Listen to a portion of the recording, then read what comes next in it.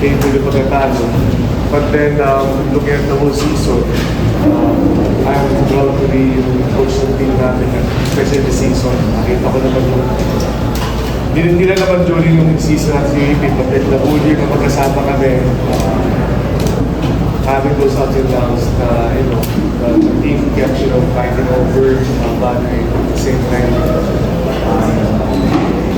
overcoming things as a team. So, I'm very proud of it.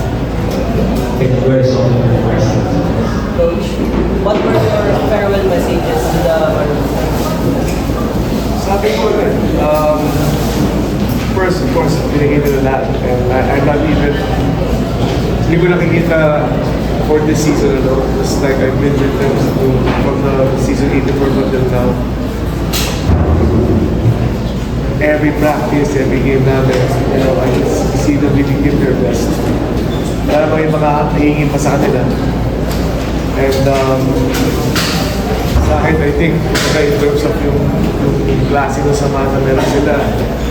Well, of course, siyempre maganda magkasama kayo sa panalo. But then, for me, the true test is, magkasama rin kami from sa panalo sa kasatalo. Being with them solid pa rin together. Follow ko lang sa question niya, not only na magkasama kayo for 5 seasons, na Harold, na Jerry, na Terrence, Jaja, and then magkasama mo sila sa high school. So ano yung nararamdaman mo na, yun nga, eto, part ways na kayo, although tinapos kayo, ano yung feeling mo right now na, yun? I mean, sa akin, I'm not saying, I feel blessed pa rin. Very seldom the coach have this opportunity to be with a group of guys na since high school kasama ko.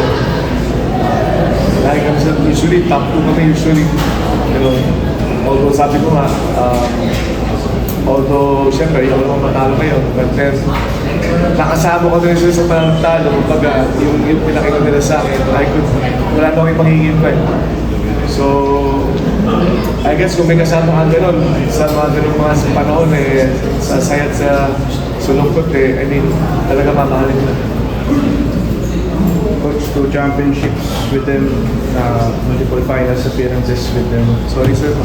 2 championships with your seniors, multiple finals appearances with your seniors.